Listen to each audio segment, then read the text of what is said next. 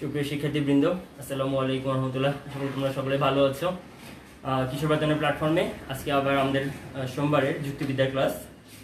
তোমরা যারা আজকে অলরেডি জয়েন করে ফেলেছো ক্লাসে তাদেরকে স্বাগত জানাচ্ছি, এবং সাথে আরও যারা শিক্ষার্থী ব্যতীত আরও যারা দেখছেন এই ক্লাসটি তাদের সকলকে আন্তরিক অভিনন্দন জানাচ্ছি। সুপ্রিয় শিক্ষার্থীবৃন্দ, তোমরা জানো আমরা যে গত যে ক্লাসগুলি করেছি সেখানে আমরা যুক্তিবিদ্যার প্রথম পত্রের ষষ্ঠ অধ্যায় শেষ করেছি। অবরোহ অনুমানের অধ্যায়টি শেষ করেছি, অনেক বড় চ্যাপ্টার ছিল। সেটা শেষ করে আমরা রিভিউ ক্লাসও করেছি। তোমরা তোমাদের প্রবলেমগুলো বলেছো, আমি চেষ্টা করেছি সলভ করার জন্য। এরপরে আমরা ঠিক এর পরের অধ্যায়টিতে চলে আসছি, যুক্তিবিদ্যার প্রথম পত্রের সপ্তম অধ্যায়। এটা প্রথম পত্রের সপ্তম অধ্যায়। আমরা চেষ্টা করছি প্রথম পত্রের আরো যে দুইটি অধ্যায় রয়েছে, সপ্তম অধ্যায় আর অষ্টম অধ্যায়, এটা শেষ করে নিয়ে আমরা সেকেন্ড পেপারটা শুরু করব, এবং সেকেন্ড পেপারের লাস্টে যে চ্যাপ্টারগুলো রয়েছে সেগুলো আমরা শেষ করব 5, 6, 7, 8। তো এখন সুপ্রিয় শিক্ষার্থীবৃন্দ, আমাদের আজকের যে অধ্যায় সেই অধ্যায়টির নাম হচ্ছে আরোহ অনুমান ও আরোহ অনুমানের ভিত্তি। ফার্স্টে তার আগে একটু বলে রাখি, তোমরা তোমাদের সকলেই তোমাদের নিজের ওয়ালে তোমাদের এই ক্লাসটি শেয়ার করে দাও, যেন সকলে তোমাদের ফ্রেন্ডরা জয়েন করতে পারে। এবং যদি কোনো ফ্রেন্ডরা তুমি দেখো যে এখনো ক্লাসে জয়েন করেনি, তাদেরকে একটু জানিয়ে দাও যে যেন তারা ক্লাসে জয়েন করে ফেলে খুব দ্রুত। ওকে, তো দেখো আমরা যে অধ্যায় 7 নাম তো আমরা দেখতে পাচ্ছি যে আরোহ অনুমান ও আরোহ অনুমানের ভিত্তি। শব্দটা খুব পরিচিত না, আরোহ অনুমান, কারণ তোমরা কিন্তু ফার্স্ট ইয়ারে যে কোর্স ছিল তোমাদের, সেই সিলেবাসে কিন্তু তোমরা আরোহ অনুমানের প্রকারভেদের একটি অধ্যায় পড়েছো। মনে আছে কিনা তোমাদের? যুক্তিবিদ্যার দ্বিতীয় পত্রের তৃতীয় অধ্যায় ছিল, সেটা সেকেন্ড পেপারে থার্ড চ্যাপ্টার ছিল। সেই থার্ড চ্যাপ্টারের টপিকটা ছিল আরোহ অনুমান ও আরোহ অনুমানের ভিত্তি। এই ভিত্তি ছিল না, সেটা ছিল আরোহ অনুমানের প্রকারভেদ। আর এটা দেখো পার্থক্যটা কোথায়, আরোহ অনুমানের ভিত্তি। তবে একটা বিষয় আমাদের এই আরোহ অনুমান পড়তে যে এই চ্যাপ্টারটি পড়তে যে ভিত্তি পড়তে যে আমাদের সেই প্রকারভেদটিও একটু মনে রাখতে হবে। আশা করি তোমাদের সকলের মনে আছে। না থাকলেও আমি আজকে একটু চেষ্টা করব খুব সংক্ষেপে তোমাদের সেই আগের সেই প্রকারভেদটি একটু সংক্ষেপে তোমাদের সাথে আবার নতুন করে পরিচয় করে দেওয়ার জন্য। ওকে শিক্ষার্থীবৃন্দ, তাহলে আমরা শুরু করে দিই ক্লাসে। তোমরা সকলে খাতা কলম নিয়ে বসেছো আশা করি। তাহলে আরোহ অনুমান ও আরোহ অনুমানের ভিত্তি। ফার্স্ট আমরা আরোহ অনুমান কি এটি জানবো। আরোহ অনুমানের আজকে প্রকারভেদ সম্বন্ধে আমরা জানবো, আরোহ অনুমানের বৈশিষ্ট্য জানবো, আর আরোহ অনুমানের জন্য কয়েকটি স্তর রয়েছে সেগুলি জানবো। তাহলে আজকে আমরা কি কি জানবো? একটা আরোহ অনুমান সম্বন্ধে জানবো, তারপরে এর বৈশিষ্ট্য জানবো আমরা, আরোহ অনুমানের বৈশিষ্ট্য। আমরা আজকে আরোহ অনুমানের ভিত্তিটি নিয়ে আলোচনা করবো না, আমরা আজকে আরোহ অনুমানের সম্বন্ধে চিনবো, আরোহ অনুমানকে চিনবো, আরোহ অনুমানের বৈশিষ্ট্য চিনবো, আর আরোহ অনুমানের যে কয়েকটি স্তর রয়েছে সেগুলি সম্বন্ধে জানবো, এবং প্রকারভেদ জানবো। আর অনুমানের প্রকারভেদগুলি আবার একবার আমরা রিপিট করব ভালোভাবে, যেন আমরা এই ক্লাসটি অর্থাৎ সপ্তম অধ্যায়ের পরবর্তী লেকচারগুলি যেন বুঝতে পারি, তার জন্য আমরা প্রকারভেদটাও একটু চোখ বুলিয়ে নেব। ওকে শিক্ষার্থীবৃন্দ, তাহলে আমরা শুরু করি। আমি অধ্যায়ের নামটি মুছে ফেলছি। দেখো তোমরা আরোহ অনুমান কি তোমরা জানো? তোমাদের যদি বলি আরোহ অনুমানের মূল বৈশিষ্ট্য কি, তোমরা কি বলতে পারবে? তোমরা একটু চেষ্টা করো, তোমরা একটু কমেন্ট বক্সে লিখে জানাও যে আরোহ অনুমানের মূল বৈশিষ্ট্য কি, আরোহ অনুমানে আসলে কি করা হয়, কোথা থেকে কোথায় যাওয়া হয়। তোমরা একটু শর্টকাটে দ্রুত লিখে দাও একটু। দেখো আরোহ অনুমান, আরোহণ শব্দটা আমরা জানি না। আরোহণ মানে কি করি আমরা, নিচ থেকে কোথাও একটা উঠি, মানে মনে করো যে গাছে উঠবে বা 3তলা ফ্ল্যাটে উঠবে বা কোনো একটা প্লেনে উঠবে, তুমি উঠবে যখন তুমি সেটা বলো আরোহণ করা, তাই না? ঘোড়ায় আরোহণ করা, ঘোড়ায় চড়া, কিংবা গাছে আরোহণ করা, মানে আরোহণ করা মানে দ্যাট মিনস উপরে ওঠা। তো এই যে উপরে ওঠার কনসেপ্টটা, মানে ব্যাপারটা নিচ থেকে তুমি কি করছো, উপরের দিকে উঠছো, নিচ থেকে উপরের দিকে উঠছো, উপরের দিকে যাচ্ছ। দেখো বিশেষ নিচ মানে কি, আমি যদি এটাকে ছোট ধরি, যে ছোট ছোট ছোট ছোট ছোট ছোট বালুকার কণা, বিন্দু বিন্দু জল, না? অর্থাৎ এই ছোট ছোট বালুকার কণা, বিন্দু বিন্দু জলকে যখন তুমি একবারে বলবা সিন্ধু, তাহলে সেটা হবে আরোহ অনুমান। দ্যাট মিনস যে ছোট ছোট অভিজ্ঞতা, এমন ছোট ছোট অভিজ্ঞতা, ছোট ছোট একটা স্টেপ স্টেপ স্টেপ স্টেপ পার হয়ে হয়ে যখন সার্বিক একটি কথা বলবে, সকলকে নিয়ে একটি কথা বলবে, সেটি হবে আরোহ অনুমান। দ্যাট মিনস আরোহণ, দ্যাট মিনস সেটা ফার্স্টে আমরা যেটা সংক্ষেপে মনে রাখার জন্য মনে রাখবো, সেটা বিশেষ বিশেষ, অর্থাৎ ছোট ছোট অভিজ্ঞতা থেকে একটি সাধারণ বা সার্বিক অভিজ্ঞতায় পৌঁছানো। আরোহ অনুমানের সংজ্ঞায় আমরা যদি বইয়ের ভাষায় বলতে চাই বা একটু গুছিয়ে বলতে চাই, আমরা বলবো যে অনুমান প্রক্রিয়ায়, যে অনুমান, আমি এটা মুছে দিচ্ছি, দেখো যে অনুমান প্রক্রিয়ায়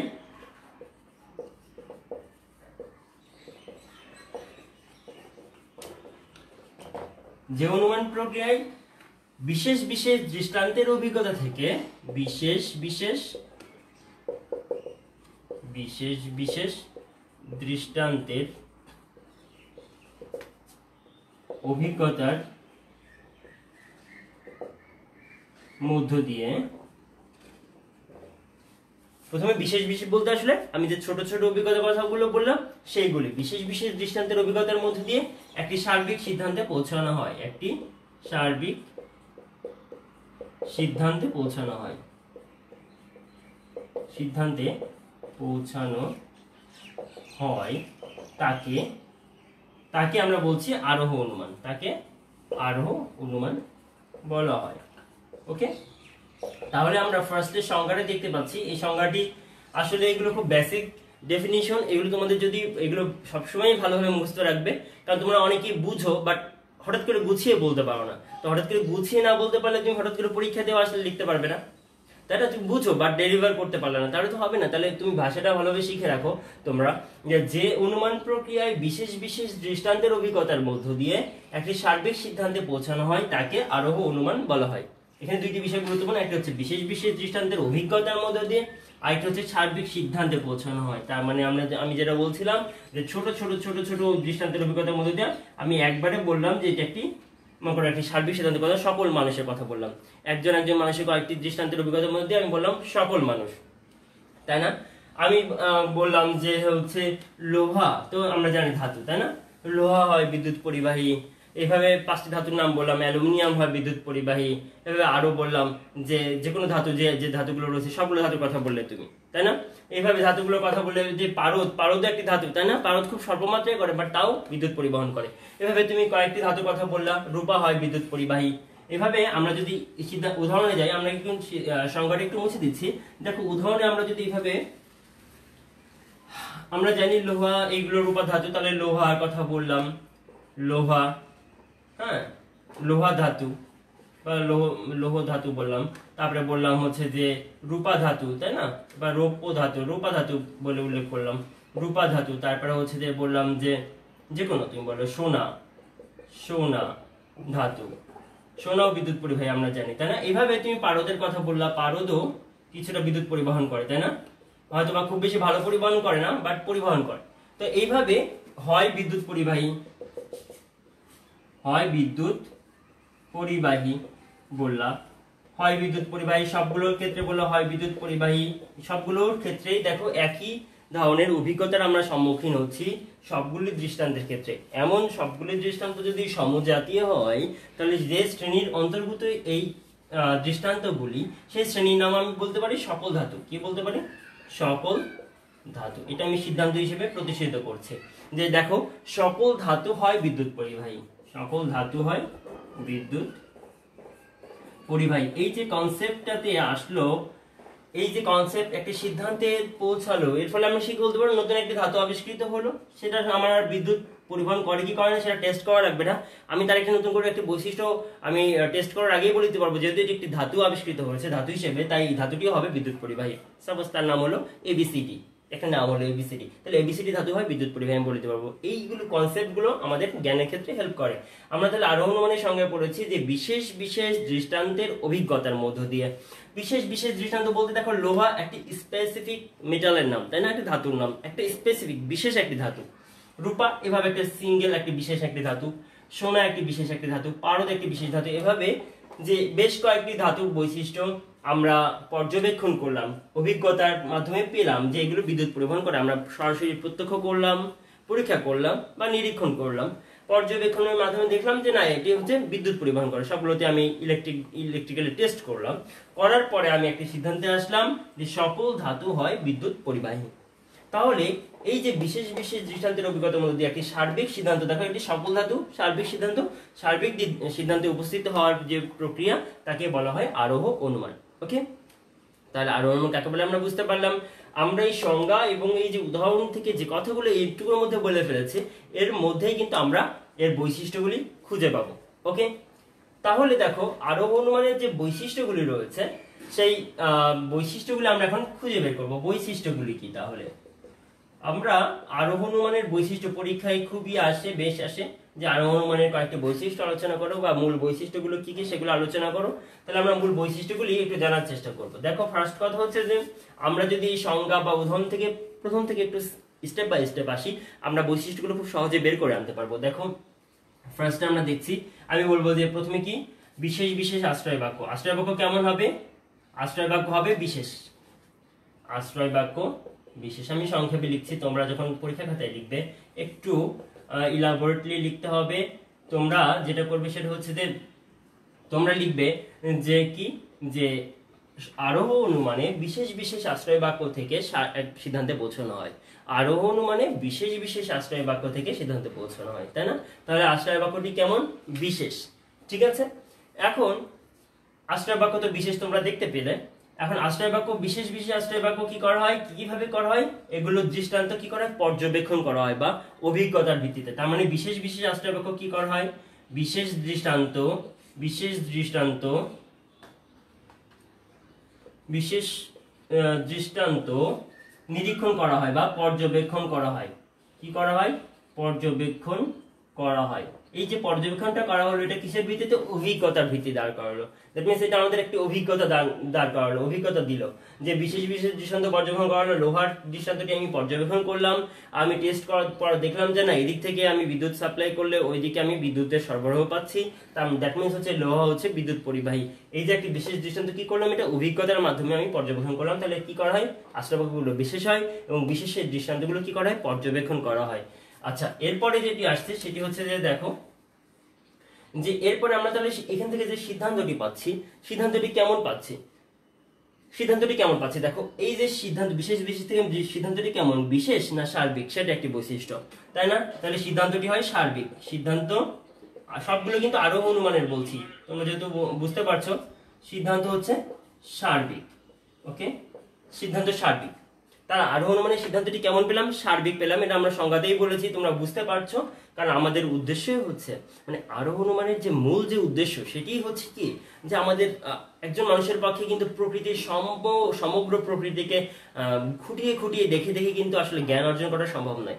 আমাদের জ্ঞানটা আমরা যত শর্টকাটে পাই, তাই না?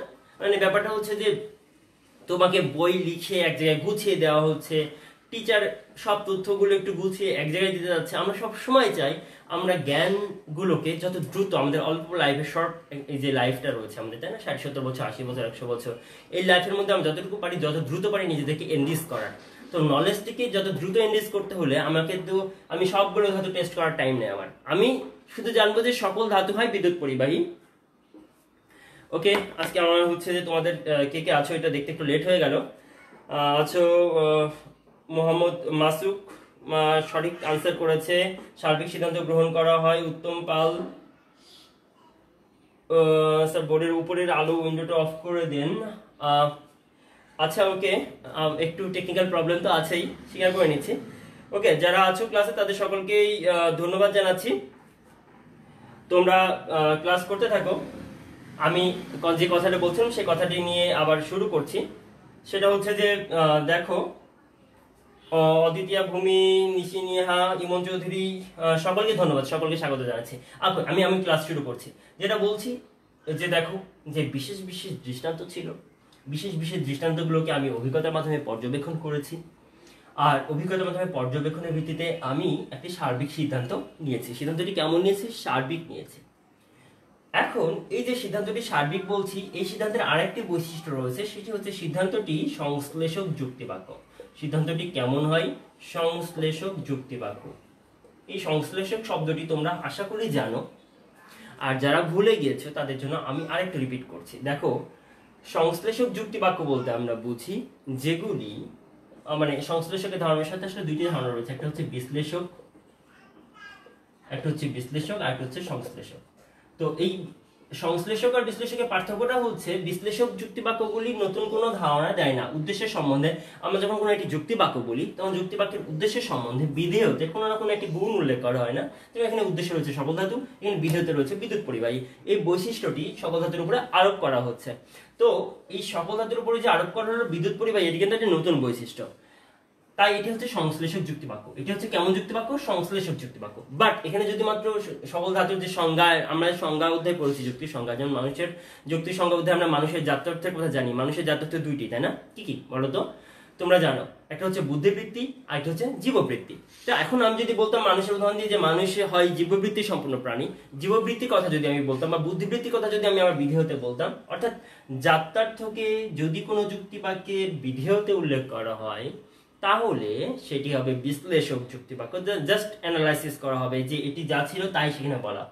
আর নতুন জাত্যার্থের বাইরে যদি অন্য কোনো গুণ সেই উদ্দেশ্য সম্বন্ধে আরোপ করা হয় তাহলে সেটি হচ্ছে সংশ্লেষক যুক্তি বাক্য। ওকে, তাহলে এখানে যেহেতু একটি নতুন গুণ আরোপ করা হয়েছে তাই এটি হচ্ছে সংশ্লেষক যুক্তি বাক্য। সো এটা একটি বৈশিষ্ট্য, গুরুত্বপূর্ণ বৈশিষ্ট্য, যে সিদ্ধান্তটি একটি সার্বিক যুক্তিবাক্য হবে এবং একই সাথে সেটা একটি সংশ্লেষক যুক্তিবাক্য হবে। এরপরে যে ব্যাপারটি খুব গুরুত্বপূর্ণ, তোমরা একটু দেখো যে আমি বলছি যে বিশেষ বিশেষ দৃষ্টান্ত থেকে সার্বিক সিদ্ধান্তে উপনীত হলো, তাই না? তাহলে মাঝখানে তুমি বললা যে স্যার কেমন হলো ব্যাপারটা? আমি জানি তো ধাতু এতগুলো প্রায় 100 মতো ধাতু রয়েছে, কি নতুন আবিষ্কৃত হচ্ছে, আরো ধাতু থাকতে পারে দুনিয়াতে, এটা কোনো ঠিক নাই। তাহলে স্যার আপনি 4-5টা ধাতু বা আমরা হচ্ছে 4-5টা ধাতু বা 10টা ধাতুর উপর পর্যবেক্ষণ করে কিভাবে আমি প্রায় 100টি ধাতুর 114টি বা 80টি ধাতু বা 20টি ধাতুর উপর আমি এই সিদ্ধান্তটি নিব, তাই না? বা 5 জনের মৃত্যু বা 100 জনের মৃত্যু বা 1 কোটি মানুষের মৃত্যু দেখে আমি কিভাবে হাজার হাজার কোটি মানুষের মরণশীলতা ধারণাটি পাবো? এখানে একটা গ্যাপের সৃষ্টি হচ্ছে না? এই ঝুঁকিটুকু নিতেই হবে। তোমাকে যদি জ্ঞান অর্জন করতে হয় সংক্ষেপে এবং স্বল্প সময়ে এবং সঠিক জ্ঞানটি অর্জন করতে হয়, তাহলে তোমাকে, আমি উদাহরণটা মুছে দিচ্ছি, তাহলে এই ঝুঁকিটা নিতে হবে। এটা একটি ঝুঁকি। এই যে আমি বিশেষ থেকে, বিশেষ মানে মনে করো সাপোজ এখানে হচ্ছে যে 5 কোটি মানুষের ধারণা তুমি জানো, যে মরণশীলতার কথা তুমি জানো, থেকে তুমি সার্বিকে যাচ্ছ, সকল মানুষ যখন বলছে, সকল মানুষ তো আসলে আল্লাহ জানে কত কোটি কোটি দুনিয়াতে এসেছে পর্যন্ত, সকল মানুষ যখন বলছে তখন দেখা যাচ্ছে লক্ষ লক্ষ কোটি মানুষ এসেছে, আরো আসবে। তো সকল মানুষের তুমি কত লক্ষ লক্ষ কোটি মানুষ, সাপোজ লক্ষ কোটি বললাম, আমি ফিগার উল্লেখ করলাম না সরাসরি। তাহলে এই যে তুমি 5 কোটি থেকে লক্ষ লক্ষ কোটি মানুষের একটি বৈশিষ্ট্য ধারণা নিচ্ছ, মরণশীলতা ধারণা, এইখানে কিন্তু একটা তুমি ঝুঁকি নিচ্ছ, রিস্ক নিচ্ছ না? বলো যে তুমি 5 কোটি মানুষের অভিজ্ঞতাকে সকল মানুষের উপর প্রয়োগ করছো, একটা ঝুঁকি নিয়ে বলছো না, তাহলে সকল মানুষ মরণশীল।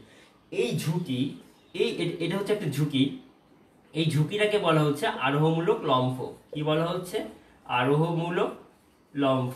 তোমরা আরোহমূলক লম্ফ বা আরোহাত্মক লম্ফের কথা শুনেছো এর আগে, সেটাই হচ্ছে এটি, যে আরোহমূলক লম্ফ। মাঝখানের এই যে বড় একটি গ্যাপ রয়েছে, বিশেষ কয়েকটি দৃষ্টান্তের অভিজ্ঞতা থেকে সমজাতীয় সকল ওই শ্রেণীর সকলকে নির্দেশ করে যে অভিজ্ঞতাটি আমরা প্রকাশ করি আরোহণমানের সিদ্ধান্তে, সেটি হচ্ছে একটি ঝুঁকির মাধ্যমে করি, একটা রিস্ক নিই আমরা, সেই রিস্কটাকে আমরা বলছি আরোহমূলক লম্ফ। ওকে, এই আরোহমূলক লম্ফ আরোহের প্রাণ। যুক্তিবিদ জন স্টুয়ার্ট মিল বলেছেন যে এই আরোহমূলক লম্ফটা হচ্ছে আরোহের প্রাণ। তোমরা এরপরে প্রকারভেদ করতে গেলে, প্রকারভেদে আমরা যখন যাবো তখন আরোহমূলক লম্ফের প্রয়োগটি আরো স্পষ্টভাবে দেখতে পারবে। তবে এখন যেটা তোমাদের জানা দরকার সেটা হচ্ছে বৈশিষ্ট্য। তাহলে বৈশিষ্ট্য হচ্ছে আরোহের অন্যতম একটি গুরুত্বপূর্ণ বৈশিষ্ট্য হচ্ছে আরোহমূলক লম্ফ বিদ্যমান থাকবে। আরোহে কি থাকবে? আরোহে হচ্ছে আরোহমূলক লম্ফ বিদ্যমান। আরোহমূলক লম্ফ বিদ্যমান। দেখো, লম্ফ বিদ্যমান। ওকে, তো এটি তোমরা মনে রাখবে। তাহলে মনে রাখা, বৈশিষ্ট্যগুলো মনে রাখা খুব সহজ। ওকে, তোমরা ক্লাসে সকলে জয়েন করেছো, অনেকেই জয়েন করেছো, থ্যাংক ইউ। তো দেখো হচ্ছে যে আমরা যেটাতে ছিলাম সেটা হচ্ছে যে বৈশিষ্ট্যগুলো আমরা পড়ছিলাম। ফার্স্টে বৈশিষ্ট্যগুলো আমি বুঝতে পেরেছি। এখন আমরা যে এই দুইটি অংশ, এই অংশটি এবং এই অংশটি, এই দুই অংশের মধ্যে রিলেট করছি, যে আজ বিশেষ থেকে সিদ্ধান্ত যে সার্বিক আসলাম, এটা কিভাবে আসলাম? আমরা আরোহমূলক লম্ফের মাধ্যমে একটা লাফ দিয়েছি। অল্প কয়েকটি থেকে আমি একবারে সকলের উপর মাছ সমুদ্রে লাফ দিয়েছি। অল্প কয়েকটি পানির টেস্ট করে আমি বলছি সমগ্র সমুদ্রের পানিটি লবণাক্ত। হ্যাঁ, কয়েকটা অংশের পানি টেস্ট করে বলছি সকল সমুদ্রের পানি লবণাক্ত। এই যে টেস্ট করে একটি ছোট অভিজ্ঞতাকে আমি বড় অভিজ্ঞতার পর্যায়ে নিয়ে যাচ্ছি, এটি হচ্ছে আরোহমূলক লম্ফ। এটি হচ্ছে আরোহের মূল বৈশিষ্ট্য। এরপরে যে বৈশিষ্ট্য সেটি হচ্ছে যে আরোহের ক্ষেত্রে আমরা দুইটি বিষয়ের উপর ভিত্তি করে দুইটি প্লাস দুইটি, চারটি। একটা হচ্ছে আমরা যে এই যে আরোহ অনুমানটা করছি, তোমরা বলবে যে স্যার এভাবে কি আমি হরহামেশায় হুটপাট করে আমি কি কোনো একটি সিদ্ধান্ত নিয়ে নিতে পারবো? পারবো না, কারণ আমাদের কয়েকটি ওয়ে ফলো করতে হবে।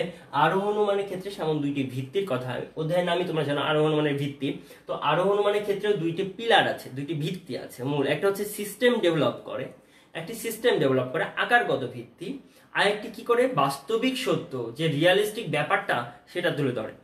তাহলে দুটি বিষয় রয়েছে। একটা হচ্ছে এখানে প্রকৃতির, যখন আকারগত ভিত্তির কথা বলা হচ্ছে সেখানে প্রকৃতির নিয়মানুবর্তিতার কথা বলা হচ্ছে। প্রকৃতির নিয়মানুবর্তিতা বিদ্যমান, প্রকৃতির নিয়মানুবর্তিতা নীতি অনুসরণ করা হয়, নীতি অনুসৃত হয়, নাকি অনুসরণ করা হয় বা অনুসৃত হয়, বলো অনুসৃত হয়। অর্থাৎ আরোহ অনুমান করতে গিয়ে তুমি অবশ্যই কি করতে হবে? প্রকৃতির নিয়মানুবর্তিতা নীতি অনুসরণ করতে হবে। এটা একটি বৈশিষ্ট্য, কারণ প্রকৃতি কিভাবে একইভাবে প্রায় সাধারণত আচরণ করে থাকে, প্রকৃতির নিয়ম সাধারণত একই নিয়মে চলতে থাকে, ব্যতিক্রম কিছু বাদে। তো সেক্ষেত্রে এই নিয়মটি অনুসরণ করে আরোহ অনুমানের সিদ্ধান্ত গ্রহণ করা হয়। আরেকটি হচ্ছে যে কার্যকারণ নিয়ম বিদ্যমান থাকে। কার্যকারণ নিয়ম সবসময় যে আর সকল রকম আরোহে থাকে তা না, বাট কার্যকারণ নিয়ম থাকে অনেক আরোহের ক্ষেত্রে। তাই আমরা এই বৈশিষ্ট্যটি দিয়ে দিব যে কার্যকারণ নিয়ম বিদ্যমান, কার্যকারণ নিয়ম বিদ্যমান। ওকে, দেখো তাহলে কার্যকারণ নিয়ম বিদ্যমান আর প্রকৃতির নিয়মানুবর্তিতা নীতি, এটি আমরা সিস্টেম ডেভেলপ করবে। এখন এটি আসলে বাস্তবিকভাবে সত্য কিনা, সিস্টেম তো ঠিক আছে, বাট বাস্তবিকভাবে সত্য কিনা তার জন্য আমাকে কি করতে হবে? পরীক্ষণ করতে হবে এবং নিরীক্ষণ করতে হবে, এবং পরীক্ষণ করতে হবে। আর এ হচ্ছে যে নিরীক্ষণ। আর 9 নম্বর বৈশিষ্ট্য আমরা বলবো সেটা হচ্ছে পরীক্ষণ থাকে। এখানে কি পরীক্ষণ বিদ্যমান। এই যে আমরা 9টি বৈশিষ্ট্য পেলাম, এটি এনাফ ইজ এনাফ, এইগুলো গুরুত্বপূর্ণ বৈশিষ্ট্য আরোহ অনুমানের ক্ষেত্রে। আরোহ অনুমানের সিদ্ধান্ত নিশ্চিত হতে পারে, সম্ভাব্য হতে পারে। আরোহ অনুমানের সিদ্ধান্ত কেমন হতে পারে? নিশ্চিত হতে পারে। একটা বলেছি সার্বিক সংশ্লেষক হবে, সেটা তো যুক্তিবাক্যের ধরন বলেছি। বাট আরোহ অনুমানের যে সিদ্ধান্তটি নিব সেটি হচ্ছে আসলে নিশ্চিত হবে না সম্ভাব্য হবে, সেই কোশ্চেনের আনসার আমরা বলবো আরোহ অনুমানের সিদ্ধান্ত নিশ্চিত বা সম্ভাব্য দুই রকম হতে পারে। সিদ্ধান্ত নিশ্চিত অথবা সম্ভাব্য, দুই রকমই হতে পারে, কারণ আরোহের প্রকারভেদ পড়তে গেলে আমরা এটা আরো ক্লিয়ার করে জানতে পারবো, তাই না? তাহলে এখন আমরা যে বৈশিষ্ট্যগুলো আশা করি তোমাদের সেগুলি খুব সহজে মনে থাকবে। আমরা প্রথমে বিশেষ দৃষ্টান্তের কথা বলেছি, বিশেষ দৃষ্টান্ত আমরা অভিজ্ঞতার মাধ্যমে পেয়ে থাকি। এরপরে আমরা সার্বিক সিদ্ধান্ত গ্রহণ করি। সার্বিক সিদ্ধান্তটি কেমন হয়? সার্বিক তো হয়ই এবং সংশ্লেষক যুক্তিবাক্য হয় এবং সিদ্ধান্তটি নিশ্চিত হতে পারে, সম্ভাব্য হতে পারে। এই যে বিশেষ থেকে সার্বিক সিদ্ধান্তে আসলাম, এর মাঝে আরোহমূলক লম্ফ বিদ্যমান এবং আর যে সিস্টেমের উপর বা যে নিয়মের উপর ভিত্তি করে আমরা আসি সেটা হচ্ছে প্রকৃতি নিয়মানুবর্তিতা নীতি অনুসরণ করে আসা হয়, কার্যকারণ নিয়ম অনুসরণ করে আসা হয়, আর সাথে পরীক্ষণ করা হয় এবং নিরীক্ষণ বিদ্যমান। এবং এই যে নিরীক্ষণ বিদ্যমান। পরীক্ষণ আর নিরীক্ষণের মধ্যে একটি সূক্ষ্ম পার্থক্য রয়েছে, তোমাদেরকে একটু বলে দিই। তোমাদের কাছে অনেকের কাছে জানা হয়তো বা পরীক্ষণ আর নিরীক্ষণ একই রকম, আসলে সবসময় একই রকম না। নিরীক্ষণ হচ্ছে প্রকৃতিতে কোনো ঘটনা যেভাবে ঘটছে, যেভাবে আছে ঠিক সেভাবে গভীরভাবে পর্যবেক্ষণ করা, এটা হচ্ছে নিরীক্ষণ। আর পরীক্ষণ হচ্ছে সেটাও গভীরভাবে পর্যবেক্ষণ করা, বাট কোনো একটা সৃষ্ট পরিবেশটা তুমি নিজের মতো করে ডেভেলপ করেছো। যেমন ল্যাবরেটরিতে আমরা কিন্তু নিজের মতো করে সিস্টেম ডেভেলপ করি, কোনো একটা পরিবেশ এনভায়রনমেন্ট ক্রিয়েট করা হয়। যেমন ল্যাবে তুমি যেই লিকুইডটা চাচ্ছ সেই লিকুইডটা নিচ্ছ, যেই প্রাণী চাচ্ছ সেই ব্যাং চাচ্ছ, ব্যাং নিয়ে কাটারি করছো, গিনিপিগ চাচ্ছ, গিনিপিগ নিয়ে কাটারি করছো। তোমার কাঙ্ক্ষিত যে যা বিষয় দরকার তুমি সেই পরিবেশটা সৃষ্টি করে নিয়ে তারপর পর্যবেক্ষণ করছো, সেটা হচ্ছে পরীক্ষা করা। আর নিরীক্ষণ হচ্ছে সরাসরি ন্যাচারালে যেভাবে ঘটছে সেটাকে একটু গভীরভাবে পর্যবেক্ষণ করা। যেমন নিউটনের যে আপেল পড়তে দেখেছিলেন সেটা হচ্ছে একটা নিরীক্ষণের উদাহরণ হতে পারে। ন্যাচারালে যেভাবে ঘটছে ঠিক সেভাবেই তিনি দেখছেন, এটা হচ্ছে একটি নিরীক্ষণের উদাহরণ। তাহলে ডিয়ার স্টুডেন্টস, তোমরা আশা করি বুঝতে পেরেছো আরোহ অনুমানের যে বৈশিষ্ট্যগুলি ছিল সেগুলো বুঝতে পেরেছো আশা করি। এখন আমরা আরোহ অনুমানের স্তর নিয়ে আলোচনা করবো। আরোহের স্তর, তাহলে আমরা আরোহ অনুমানের সংজ্ঞা পড়েছি, উদাহরণ পড়েছি। এখন আমরা আরোহের স্তরগুলো নিয়ে আলোচনা করব। ওকে, ক্লাস টাইম আশা করি বেশি আছে। ওকে, তো আরোহের স্তর নিয়ে আলোচনা করছি। দেখো আরোহের স্তর নিয়ে আমরা কেন আলোচনা করব? একটা বিষয় হচ্ছে যে আমি কিন্তু একটা বৈশিষ্ট্য বলেছি যে আরোহের ক্ষেত্রে কার্যকারণ নিয়ম বিদ্যমান। আরোহের ক্ষেত্রে কি করা হয়? আসলে মূলত আরোহের প্রধান লক্ষ্যটা কি? প্রধান লক্ষ্যটা হচ্ছে এই যে আমি একটি সিদ্ধান্ত গ্রহণ করছি, এই সিদ্ধান্তটি আসলে কি করছি যে প্রকৃতি নিয়মানুবর্তিতা নীতির উপর ভিত্তি করে এবং কার্যকারণ নিয়মের উপর ভিত্তি করে আমি কি করছি? একটি সিদ্ধান্ত গ্রহণ করছি, কিন্তু কার্যকর নিয়মটা হুট করে বের করাটা কিন্তু এত সহজ না, বুঝতে পেরেছো?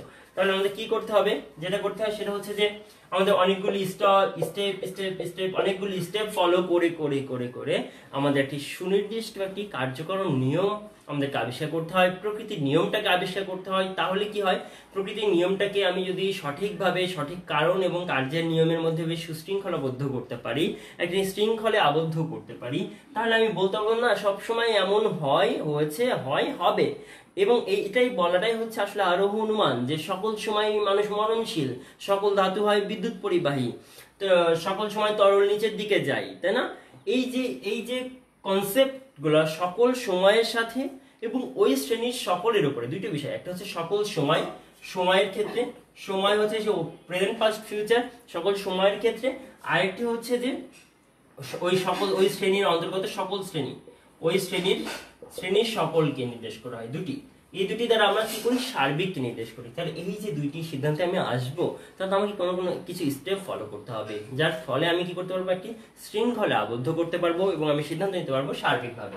সেই শৃঙ্খলে আবদ্ধ করার জন্য কতগুলি স্টেপের কথা বলা হয় যুক্তিবিদ্যায়, সেটা হচ্ছে ফার্স্টে হচ্ছে সংজ্ঞা। ফার্স্টে কি, প্রথম স্তরটা হচ্ছে সংজ্ঞা।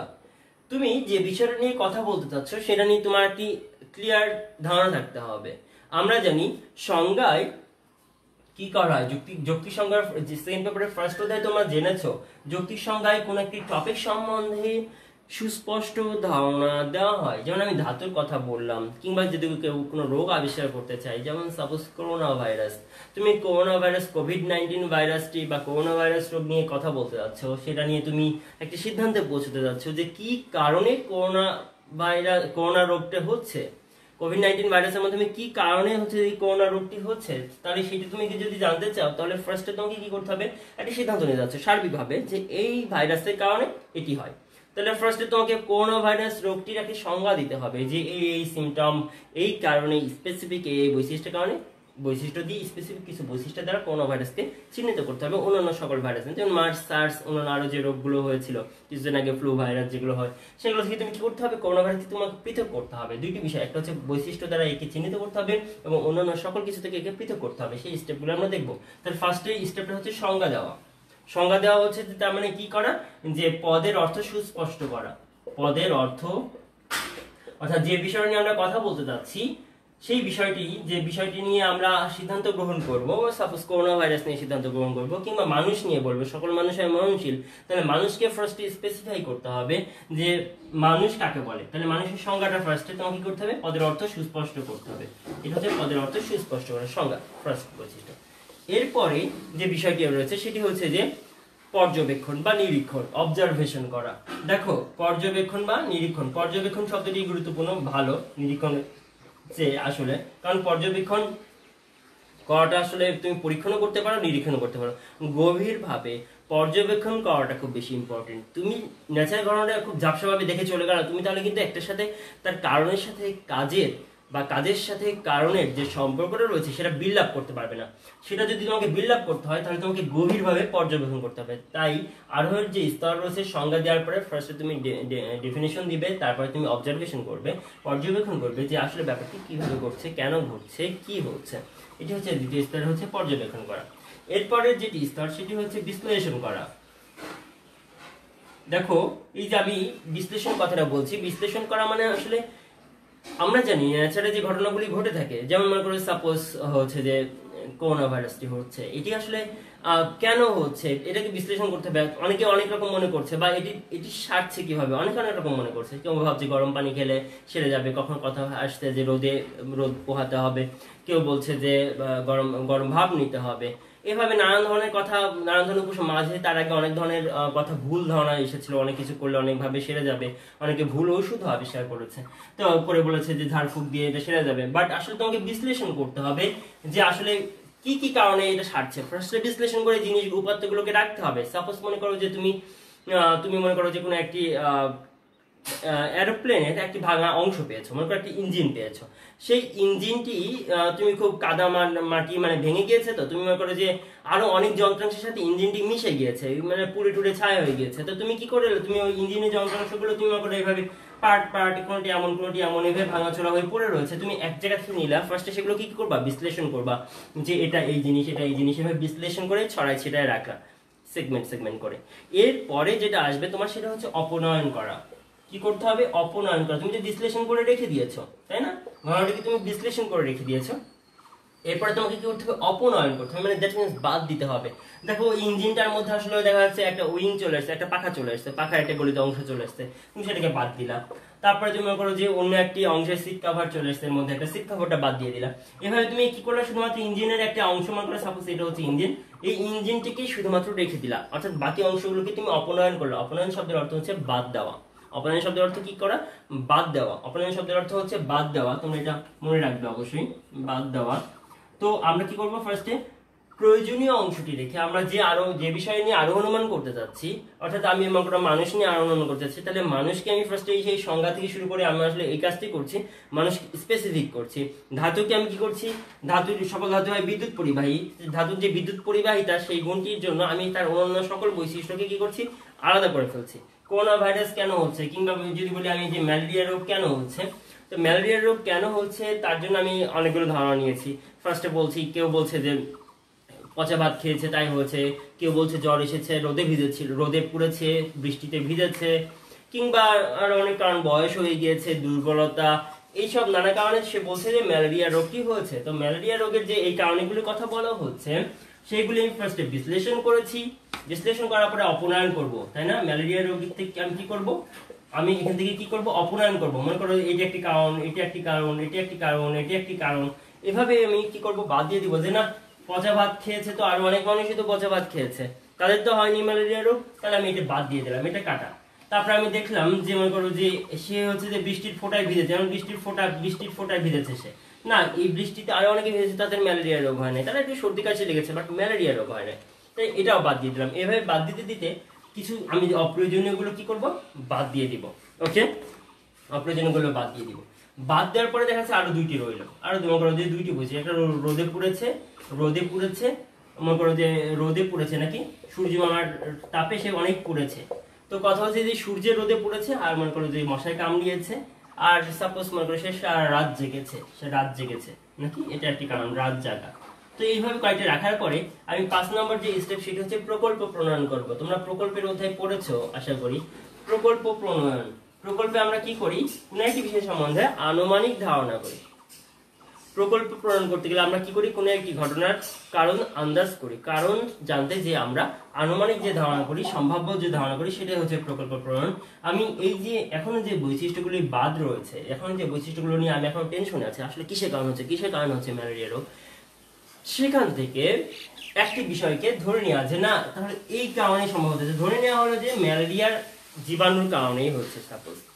সাপোজ ধরে নিলে অ্যাডিস মশার কারণে কামড় দেওয়ার কারণে ডেঙ্গু রোগটি হচ্ছে, তাহলে এইভাবে কোনো একটি ভাইরাসকে আমি ধরে নিলাম যে এই মশার কামড়ের কারণে এর মধ্যে একটি ভাইরাস আছে, সাপোজ সেই ভাইরাসের কারণে হচ্ছে ম্যালেরিয়া রোগটা হচ্ছে, কিংবা সেই ভাইরাসের কারণে ডেঙ্গু রোগটি হচ্ছে, বা কোভিড-19 ভাইরাসের কারণে করোনা ভাইরাস হচ্ছে, হোয়াটএভার ইট ইজ, তুমি যেটাই বলো না কেন, একটা ভাইরাসের উপস্থিতির ধারণা তুমি করলে প্রকল্প প্রণয়নের মাধ্যমে। যুক্তিবিদ হিউয়েল, তোমরা হিউয়েলের নাম শুনেছো, প্রকল্পের পাশে তোমরা হিউয়েলের নামটা লিখে রাখো, এটা এমসিকিউতে আসতে পারে বা শর্ট কোশ্চেনে। হিউয়েল প্রকল্প প্রণয়নকে আরোহের সবচেয়ে গুরুত্বপূর্ণ স্তর বলে অভিহিত করেছেন। প্রকল্প প্রণয়নকে আরোহের ক্ষেত্রে সবচেয়ে গুরুত্বপূর্ণ স্তর বলে অভিহিত করেছেন। তাহলে প্রকল্প প্রণয়ন হচ্ছে আরোহের একটি গুরুত্বপূর্ণ স্তর। আমরা প্রকল্প প্রণয়ন করলাম যে এটি কারণে হতে পারে। এরপরে যে স্টেপটি রয়েছে সেটি হচ্ছে দেখো যে শ্রেণীকরণ, এটিও সেই একই আগের মতোই কাজ, আসলে এগুলোকে আসলে বাই টার্ম একটু ডিফারেন্ট করা হয়েছে। তুমি প্রকল্প প্রণয়ন করার ফলে শ্রেণীকরণ করলা, যে আসলে আমি মনে করো যে 5টা মানুষকে নিয়ে তুমি যাচাই বাছাই করছো, 5টি মানুষকে নিয়ে, তো 5টি মানুষকে তুমি শ্রেণীকরণ করলা যে এর কয়েকটি বৈশিষ্ট্য ছিল, সেটা হচ্ছে প্রকল্প প্রণয়ন মনে করো 2টি বৈশিষ্ট্যকে নিয়েছে। একটা হচ্ছে যে একটা জীবাণুর উপস্থিতি ভাবছো, আরেকটি তুমি ভাবছো যে রাত জাগা, ঘুমের অভাব, পর্যাপ্ত ঘুমের অভাব। তাহলে 2টি মানুষকে নিলে এখানে কয়েকটি মানুষের গ্রুপ নিলে, এখানে 3টি মানুষের একটি গ্রুপ নিলে 3জন, এখানে 2জন, এভাবে 2টি গ্রুপ নিলে তুমি শ্রেণীকরণ করলা যে এইগুলোকে আলাদাভাবে পর্যবেক্ষণ করবে, এইগুলোকে আলাদাভাবে পর্যবেক্ষণ করবে। এভাবে হচ্ছে শ্রেণীকরণ করা, ফার্স্টে কিছু জিনিসকে আর 2টা বিষয়কে আলাদা করে নেওয়া। শ্রেণীকরণের পরে যেটি আসছে সেটি হচ্ছে যে সার্বিকীকরণ। দেখো তুমি দেখলা শ্রেণীকরণ করার পরে তুমি দেখছো যে না এটা হচ্ছে না, এটা হচ্ছে না, শুধুমাত্র এই 3টা মানুষের যাদের হচ্ছে যে মশাই কামড়েছে, তারা মশাই টাকায় ঘুমায় নাই, সারা রাত জেগে পড়েছে, তাদেরকে ওইখানে খুব মশা হয়েছে, মশাই কামড়িয়েছে, তাই দেখে মশার কামড়টাই হচ্ছে তুমি মশাই সবগুলো মুছে দিয়ে এই মশার কামড়ের জন্য যে জীবাণু তার শরীরে গিয়েছে সেটা নিয়ে তুমি থাকলা যে না এটাই হতে পারে সম্ভাব্য কারণ। তাহলে সেটাকে তুমি কি করবে, সার্বিকীকরণ করবে কিভাবে, যে এখানে 3টা মানুষের নাম মনে করো লিমন, মনে করো সীমা, আর হচ্ছে মনে করো যে রিমা, এই 3টে মানুষ রয়েছে। এই 3টে মানুষের উপর তুমি কি করবে, সার্বিকীকরণ করবা যে না তাহলে এই 3জন যাদেরই ম্যালেরিয়া রোগ হয়েছে, যাদেরই ম্যালেরিয়া জ্বর হয়েছে, এদেরকে সার্বিকীকরণ করলো যে সকল ব্যক্তিগুলোর ম্যালেরিয়া জ্বর হয়েছে সবগুলোরই কি ছিল, মশাই কামড়িয়েছে, এটা একটি সার্বিকীকরণ, সবগুলোরই মশাই কামড়িয়েছে। এভাবে তুমি কি করলা, এখানে বাংলাদেশের 3জনকে দেখলা, বা চুয়াডাঙ্গা ডিস্ট্রিক্টে বা মেহেরপুর ডিস্ট্রিক্টে বা তুমি যেখানকার থেকে আসো সেখানে তুমি দেখলা 3জনের হয়েছে। তারপর অন্যান্য জেলাতেও দেখলাম না ঠিক মশাই কামড়াচ্ছে তাদেরই হয়েছে। পৃথিবীর সমস্ত অংশে খোঁজ দিলে সব জায়গায় দেখলাম নতুন করোনা ভাইরাস যাদেরই হয়েছে তাদেরই হয় সংস্পর্শ ওই কোভিড-19 ভাইরাসের উপস্থিতির কারণে আসলে করোনা ভাইরাস বা খুশখুশ কাশি বা যে সিমটমগুলো দেখা যাচ্ছে সেগুলি হচ্ছে যে ওই করোনা ভাইরাসের উপস্থিতির কারণেই হচ্ছে। তাহলে এভাবে তুমি সার্বিকীকরণ করলা যে না কোভিড-19 ভাইরাসের উপস্থিতির কারণেই করোনা ভাইরাসটি হচ্ছে। এই সার্বিকীকরণের পরে তোমাকে কি করতে হবে, যে তুমি মনে করো যাচাইকরণ করবা, পরীক্ষা করবা ফাইনালি, মানে তুমি তখন এইগুলো ধারণা করেছো, প্রকল্প সবই ধারণা ছিল, সবগুলি ধারণার পরে তুমি যেটা করলে সেটা হচ্ছে যে পরীক্ষণ করবা বা যাচাইকরণ করবা। তুমি যাচাই করবা বা পরীক্ষণ করবা, পরীক্ষা করবা, যাচাইকরণ। এবার তুমি ল্যাবে চলে গেলা, ল্যাবে যেয়ে তুমি রক্ত নিয়ে প্রত্যেকের ব্লাড নিয়ে তুমি টেস্ট করে দেখছো যে সবগুলোর ব্লাডে আসলে দেখলা তুমি যে কোভিড-19 ভাইরাসটা কি পেলা, যে সকলের মধ্যে নোবেল কোভিড-19 ভাইরাসটি তুমি উপস্থিতি পাইলা। তো এই যে নোবেল কোভিড-19 ভাইরাসের উপস্থিতিটা তুমি পাইলা, তাহলে তুমি যাচাই করে দেখলাম না সবগুলোরই আসলে কোভিড-19 ভাইরাসের উপস্থিতির কারণে হচ্ছে করোনা ভাইরাস রোগটি হচ্ছে। তাহলে তুমি শিওর থাকলা যে যাচাই করে তুমি এই সার্বিক যে সিদ্ধান্তটি নিয়েছিলা যে সাপোজ এই রোগে এই ভাইরাসের কারণে ডেঙ্গু জ্বর হচ্ছে কিংবা কোভিড-19 ভাইরাসের কারণে হচ্ছে যে করোনা ভাইরাস হচ্ছে, এই সার্বিকীকরণটা তোমার ঠিক ছিল, সেটা তুমি যাচাই করলা। তাহলে লাস্টে তুমি কি করবা, সিদ্ধান্ত গ্রহণ করে ফেলবা, ফাইনাল সিদ্ধান্ত। তুমি তো সার্বিকীকরণ করেছো, সেটা কিছুটা অনুমান কিছুটা দ্বন্দ্ব সংশয় ছিল, এখন যাচাই করার পরে তুমি পুরোপুরি শিওর হয়ে গেছো কোভিড-19 ভাইরাসের কারণে করোনা ভাইরাস রোগটির উপস্থিতি বা এই যে হাসি কাশি হচ্ছে বা মানুষ মারা যাচ্ছে। তাহলে এই যে সিদ্ধান্ত গ্রহণটা করলা এটা হচ্ছে আরো মানে সর্বনিম্ন সর্বশেষ স্তর সিদ্ধান্ত গ্রহণ। এই যাচাইকরণটিকে এর আগে আমরা বলছি প্রকল্প প্রণয়নকে একজন খুব গুরুত্বপূর্ণ বলেছেন, তিনি হচ্ছেন হিউয়েল, আর যাচাইকরণকে বলেছেন জেভন্স, যুক্তিবিদ জেভন্স। এই নাম দুইটি আলাদাভাবে একটু কষ্ট করে মনে রাখতে হবে তোমাদের। যুক্তিবিদ জেভন্স যাচাইকরণকে প্রকল্প আরোহণ মানে গুরুত্বপূর্ণ স্তর বলেছেন। তাহলে দুইটিকে বলেছেন, একটা হচ্ছেন প্রকল্প প্রণয়নকে বলছেন হিউয়েল, এটা মুখস্থ করে ফেলো, আর জেভন্স বলেছেন যাচাইকরণকে সবচেয়ে গুরুত্বপূর্ণ স্তর বলেছেন। একজনের ভিন্ন ভিন্ন প্রেক্ষাপট থেকে মনে করেছেন। যাই হোক, আমরা তাহলে এইভাবে কি করলাম, সার্বিক একটি সিদ্ধান্ত গ্রহণ করে ফেললাম যে সকল কোভিড-19 ভাইরাসে আক্রান্ত রোগীরাই হচ্ছে করোনা ভাইরাস রোগী। ঠিক আছে, অন্য কোনো ভাইরাস আক্রান্ত রোগীরা করোনা ভাইরাস রোগী না, করোনা ভাইরাস রোগীরা হচ্ছে কোভিড-19 ভাইরাসে যাদের আক্রান্ত হয়েছে, তারাই এর সংস্পর্শে এসেছে, তারা হচ্ছে করোনা ভাইরাস রোগী। এই দিয়ে হচ্ছে আমরা সিদ্ধান্ত গ্রহণ করে ফেললাম। তাহলে এই হচ্ছে আরোহের স্তরগুলি ছিল। তোমরা আশা করি আরোহের স্তরগুলো বুঝতে পেরেছো। স্টুডেন্টস তোমরা হ্যাঁ, প্রকল্প হচ্ছে আনুমানিক ধারণা। অদ্বিতীয় ভূমি, তোমার নাম তো তুমি লেখো নাই অদ্বিতীয় ভূমি, সেটা হচ্ছে যে স্যার বলেছে প্রকল্প কি আনুমানিক ধারণা। প্রকল্প হচ্ছে আনুমানিক ধারণা, এখানে কোনো কনক্রিট ধারণা নেই, কনসেপ্ট নেই না। আমরা ফার্স্টে আমরা একটা আনুমানিক ধারণা করি, একটা কল্পনা করি যে এইটি কারণে এটি হতে পারে, তারপরে আমরা স্টেপ বাই স্টেপ এই যে যাচাইকরণের মাধ্যমে আমরা কি করি, বাছাই করে আমরা তারপরে দেখি যে না এটি হচ্ছে ঠিক, আরো এটি হচ্ছে যে প্রকল্পটি সঠিক, সেটি হলে আমরা তাহলে সেটিকে সঠিক সিদ্ধান্ত হিসেবে গ্রহণ করে ফেলি। এই হচ্ছে আরোহের স্তর। ওকে, তাহলে দেখি তোমরা কে কি লিখেছো, কি বুঝতে পেরেছো। কপি কি ডেফিনিশন অবজারভেশন, ওকে এরপরে ওকে সিরিয়ালি লিখেছো তোমপাল, থ্যাংক ইউ আপনাকে। ওকে তোমরা আশা করি তোমরা সবাই বুঝতে পেরেছো। স্টুডেন্টস, এখন আমরা আরোহী স্তরটা পড়ার পরে এখন আমরা যেটা পড়বো সেই টপিকটার কথা বলছেন, সেটা হচ্ছে আরোহীর প্রকারভেদ। আমার টাইম হচ্ছে অ্যাকচুয়ালি বেজে গেছে। আরোহীর প্রকারভেদ চ্যাপ্টারটি আসলে অনেক বড় ছিল, সেটিকে আমি আজকে সংক্ষেপে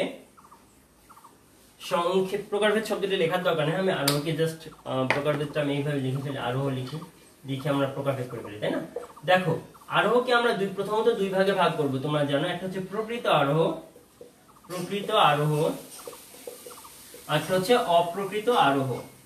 তোমরা প্রকৃত আরোহ আর অপ্রকৃত আরোহের মধ্যে পার্থক্যটা কি মূলত তোমরা আমাকে একটু লিখে দিবে, সবাই একটু আনসারিং করে দিবে যে প্রকৃত আরোহ আর অপ্রকৃত আরোহের মধ্যে পার্থক্যটা কি, মূল কথাটাই বলে দিবে। আমি কিন্তু পার্থক্য আমি এগুলো লিখে ফেলছি প্রকার ক্ষেত্রে, তোমরা তখন লিখে দাও মূল পার্থক্যটা কি, কেন আমি কিছু অংশকে প্রকৃত আরোহ বলছি, কিছু অংশকে অপ্রকৃত আরোহ বলছি, পার্থক্যটা বলে দাও প্লিজ। পার্থক্যটা আমি কিন্তু একটু ফার্স্টে ক্লাসের শুরুতে হিন্ট দিয়েছিলাম তোমাদেরকে, একটু মনে রাখো।